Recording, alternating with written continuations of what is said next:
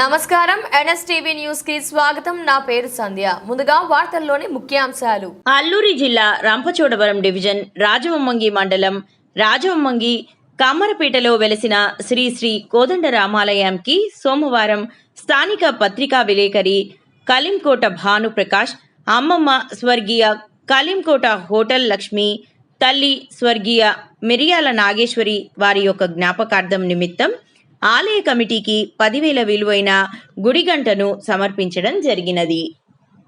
మన రామాలయానికి మన కలింకోట భాను గారు వాళ్ళ అమ్మగారు అయినటువంటి నాగేశ్వర గారు, అలాగే వాళ్ళ అమ్మమ్మ గారు అయినటువంటి లక్ష్మి గారు, వారిద్దరికి గురించి ఆయన జ్ఞాపకార్థంగా ఈ ఆలయానికి మనకి ఒక 10 కేజీల గంట, సుమారు 10,000 రూపాయలు విలువ చేసే గంటను బహుకరించారు. వారిని వారి కుటుంబాన్ని ఆ శ్రీరాముడు ఎల్లవెల్లా కాచి కాపాడాలని కోరుకుంటున్నాం. ఇది తేవడం చాలా రోజులైంది. కమిటీ వారు అందరూ కూడా ఒక దగ్గరికి రావడానికి ఈ సమయం పట్టింది. ఆయన చెప్పగానే స్పందించి వెంటనే ఈ యొక్క ఆలయానికి గంటను సమర్పించడం జరిగింది. మరొకసారి వారిని వారి కుటుంబాన్ని ఆ శ్రీరాముడు ఎల్లవెల్లా కాచి కాపాడాలని కోరుకుంటున్నాం.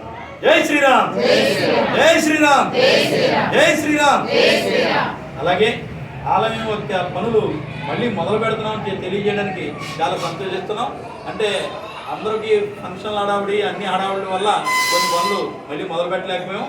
మన గౌరవనీయులు అంజిబాబు గారు మన ఆలయానికి లైటింగ్ వేయించుతా ఉన్నారు, మనుషులు పంపుతాం అన్నారు. త్వరలోనే ఆ పని కూడా మొదలు పెడతాం.